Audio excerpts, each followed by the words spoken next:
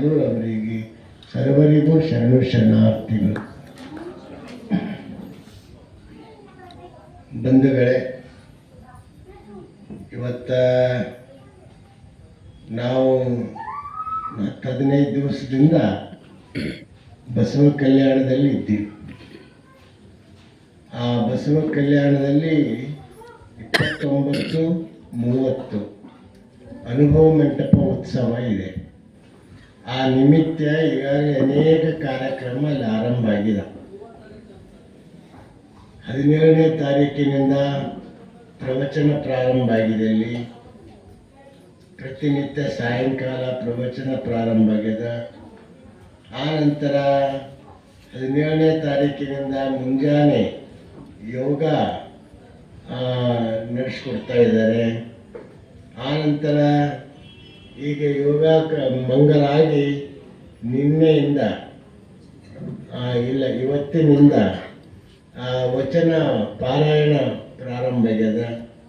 ದಿನ ಸಾವಿರಾರು ಜನ ಅಲ್ಲಿ ವಚನ ಪಾರಾಯಣಕ್ಕೆ ಬರ್ತಾ ಇದ್ದಾರೆ. ಈ ವಚನ ಪಾರಾಯಣ ಇದು 27ನೇ ತಾರೀಕಿಗೆ ನಡೀತದೆ. ಆ ನಂತರ 28ನೇ ತಾರೀಕಿಗೆ ಎಲ್ಲ ಕಡೆಯಿಂದ ಪಾದಯಾತ್ರಿಕರು ಬರ್ತಾರೆ. ಆ ಪಾದಯಾತ್ರಿಕರಿಗೆ ಸ್ವಾಗತವನ್ನು ನಾವು ಮಾಡ್ಕೋತಾ ಇದ್ದೀವಿ. ಆ ಸಮಾರಂಭದಲ್ಲಿ ನೀವು ಇದ್ದವರು ಅಲ್ಲಿ ಬರಬೇಕು. 29, 30 2 ದಿವಸ ವಿಶೇಷ ಕಾರ್ಯಕ್ರಮ ಇದೆ. ಆ ಕಾರ್ಯಕ್ರಮಕ್ಕೆ ನಿಮಗೆಲ್ಲ ಮತ್ತೊಮ್ಮೆ ನೆನಪು ಕೊಡಬೇಕಂತೆ ಇವತ್ತು ಬಸವ ಕಲ್ಯಾಣದಿಂದ ಮುದ್ದಾಮಾಗಿ ನಿಮ್ಮ ಸಲುವಾಗಿ ಬಂದಿದ್ದೀವಿ. ಯಾಕಂದ್ರೆ ಅಲ್ಲಿನ ಜನ ಕೇಳಬಾರ್ದಲ್ಲ ನಾವು, ಯಾಕಂದ್ರೆ ನೀವು ಬಾಲ್ಕಿಯವ್ರು ಇದ್ರಿ, ಯಾಕೋ ಬಾಲ್ಕಿ ಜನನೇ ಕಾಣಿಸ್ತಾ ಇಲ್ಲ ಅನ್ನಬಾರ್ದು. ಅದಕ್ಕೆ ನನಗನ್ನಿಸ್ತದ ಇವೆಲ್ಲ ಒಬ್ಬೊಬ್ಬರು ಈಗಾರ ನಿಮ್ಗಾರ ಸರ್ಕಾರ ಫ್ರೀ ಮಾಡಿಕೊಟ್ಟು ಆಧಾರ್ ಕಾರ್ಡ್ ತೋರಿಸಿದ್ರೆ ಸಾಕು. ಇಲ್ಲೇ ಈಗ ಅದಕ್ಕೆ ಇವರಿಗೆ ಉದ್ಘಾಟಕಕ್ಕೆ ಅದಕ್ಕೆ ಕರೆಸಿದ್ದೇವೆ. ನೀವು 10 ಬಸ್ ಅಂದ್ರೆ 10 ಬಸ್ ಅವ್ರು ತಂದು ನಿಂದಿರಿಸ್ತಾರೆ. ಅದಕ್ಕೆ ನೀವೆಲ್ಲರೂ ಮತ್ತೆ ಸಾಯಂಕಾಲ ಆದ್ರೆ ನೀವು ವಾಪಸ್ ಮನೆಗೆ ಬರ್ರಿ. ಮತ್ತೆ ಮುಂದಿನ ಯಾಕೆ ಬಸ್ ಅಂತೂ ಫ್ರೀ ಅದ ನಿಮ್ಗೆ. ಹೋಗ್ಲಾಕ ಮೊದಲು ಒಂದು 100 ರೂಪಾಯಿ ಖರ್ಚಾಯ್ತಿತ್ತು, ಈಗೇನಿಲ್ಲ. ಅಣ್ಣಂದಿರಲ್ಲ, ಅವ್ರು ಎಷ್ಟು ಖರ್ಚು ಮಾಡ್ಕೊಂಡು ಅವರು ಬರ್ತಾರೆ. ಮತ್ತು ಬರೀ ಅವರಿಗೆ ಹೇಳ್ಯಾರಂತ ನೀವು ಹಾಗೆ ಕಟ್ಕೊಳ್ತೀರಿ. ಎಲ್ಲರೂ ಸ್ವಲ್ಪ ಮನಸಾಪೂರ್ವಕ ನೀವು ಬಸವ ಕಲ್ಯಾಣಕ್ಕೆ ಎಲ್ಲೆಲ್ಲಿಂದ ಜನ ದೂರದಿಂದ ಬರ್ತಾರೆ. ಮೈಸೂರು, ಬೆಂಗಳೂರು, ಧಾರವಾಡದಿಂದ ಬರ್ತಾರೆ. ಬೆಳಗಾವಿ ಜಿಲ್ಲೆಯಿಂದ ಒಂದು 100 ಜನ ಬರ್ಲತ್ತಾರೆ. ಇವತ್ತೇ ಫೋನ್ ಬಂದು ನಾವು ಒಂದು 100 ಜನ ಬರ್ಲತ್ತೀವಿ ಅಂತೇಳಿ. ಹಿಂಗೆ ಎಲ್ಲ ಜಿಲ್ಲೆಗಳಿಂದ, ಹೊರ ರಾಜ್ಯಗಳಿಂದ ಬರ್ತಾ ಇದ್ದಾರೆ. ನೀವು ಭಾಲ್ಕಿಯಿಂದ ಸ್ವಲ್ಪ ಹೆಚ್ಚಿನ ಸಂಖ್ಯೆಯಲ್ಲಿ ನೀವೆಲ್ಲರೂ ಬರಬೇಕು. ಈ ಸಲ ಇಲ್ಲಿಂದೊಂದು 10 ಬಸ್ಸರ ನೀವು ಬಿಡಬೇಕು ಅಂತ ನಮ್ಮ ಇಚ್ಛೆ ಅದ. ಒಂದೊಂದು ಒಂದೊಂದು ಬಸ್ ತುಂಬಿತು. 50, 40 ಇರ್ತಾರೆ, 51 ಸೇರುತ್ತೆ. 50 ಒಂದು ಬಸ್ಸಿನಾಗ 50 ಏನು ಭಾಳ ದೊಡ್ಡದಲ್ಲ. ಒಂದು ಓಣ್ಯಾಗ 50 ಜನ ಕೂಡೋದು ದೊಡ್ಡದಲ್ಲ. ಎಲ್ಲರೂ ಬರಬೇಕು. ಕಾರು, ಇದು ವೆಹಿಕಲ್ಲು ಇದ್ದವರು ಅವ್ರವ್ರ ಕಾರ್ ತಗೊಂಡು ಬರಲಿ. ಬಸ್ಸಿಗೆ ಬರೋರು ಬಸ್ಸಿಗೆ ಬರ್ರಿ. ಮತ್ತು ಇಲ್ಲಿ ಪಾದಯಾತ್ರೆನೂ ಇಲ್ಲಿಂದ ಬಾಲ್ಕಿಲಿಂದ ಬರ್ಲತ್ತದ. ಯಾರಿಗಾರ ಆಸಕ್ತಿ ಇದ್ರೆ ಆ ಪಾದಯಾತ್ರೆದಾಗೂ ಭಾಗಿಯಾಗಿ ಅವ್ರ ಜೊತೆ ಬರ್ರಿ. ನಿಮ್ಗೆ ಹೆಂಗೆ ಅನುಕೂಲ ಅದ ಹಂಗೆ ಬರ್ರಿ. ಒಟ್ಟಾರೆ ಅನುಭವ ಮಂಟಪ ಉತ್ಸವಕ್ಕೆ ಬರಬೇಕು. ಈಗಾಗಲೇ ನಮ್ಮ ಶಂಭುಲಿಂಗ ಕಾಮಣ್ಣವರು ಸತ್ಸಂಗದ ಬಗ್ಗೆ ಹೇಳ್ಯಾರ. ಅಲ್ಲಿ ಬಂದ್ರೆ ಅಲ್ಲಿನೂ 2 ದಿವಸ ಸತ್ಸಂಗನೇ ಇರ್ತದೆ, ಮತ್ತೇನು ಬೇರೆ ಏನೂ ಇರಲ್ಲ.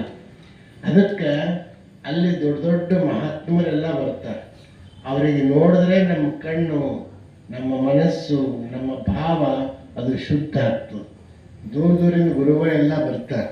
ಅದಕ್ಕೆ ನೀವೆಲ್ಲರೂ ಆ 2 ದಿವಸ ನಡೆಯುವಂಥ 29, 30 ಅನುಭವ ಮಂಟಪದ ಉತ್ಸವದಲ್ಲಿ ಪಾಲ್ಗೊಳ್ಬೇಕು.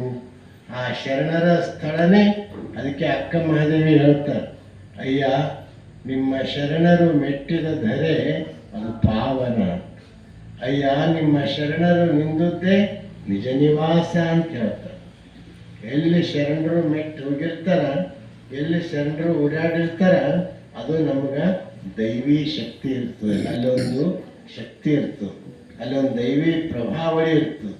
ಆ ದೈವಿ ಪ್ರಭಾವಳಿ ಕಲ್ಯಾಣದಲ್ಲಿ ನೂರಾರಲ್ಲ ಸಾವಿರಾರು ಶರಣರು ಅಲ್ಲಿ ಓಡಾಡಿರುವಂಥ ಪವಿತ್ರ ಭೂಮಿ ಅದ.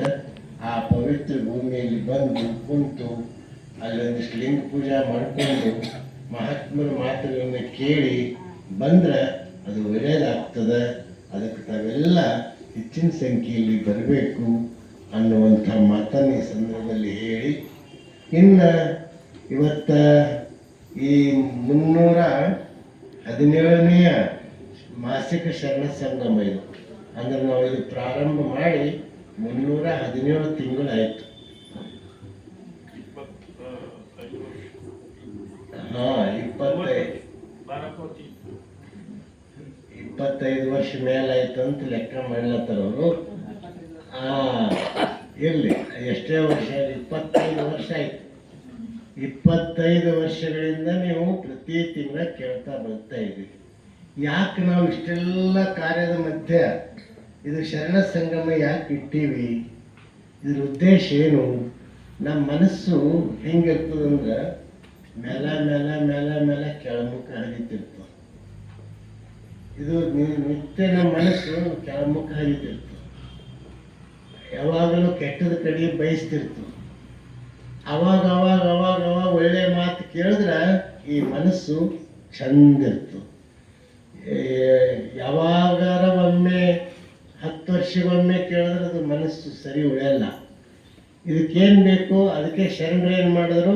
ಅರ್ಚನೆ, ಅರ್ಪಣೆ, ಅನುಭಾವ ಅಂತ ಇತ್ತು. ಅರ್ಚನೆ ಅಂದ್ರೆ ನಾವು ನಿತ್ಯ ನಿತ್ಯ ಲಿಂಗ ಪೂಜೆ ಮಾಡ್ತೀವಿ. ಶಿವರಾತ್ರಿಗೊಮ್ಮೆ ಮಾಡಂಗಿಲ್ಲ, ವರ್ಷಕ್ಕೊಮ್ಮೆ ಮಾಡಂಗಿಲ್ಲ, ನಿತ್ಯ ನಿತ್ಯ ಮಾಡ್ತೀವಿ. ನಿತ್ಯ ನಿತ್ಯ ಮಾಡೋದ್ರಿಂದ ನಮ್ಮ ಮನಸ್ಸು ಸ್ವಚ್ಛ ಆಗ್ತದೆ. ನಿತ್ಯ ನಿತ್ಯ ಸ್ನಾನ ಮಾಡೋದ್ರಿಂದ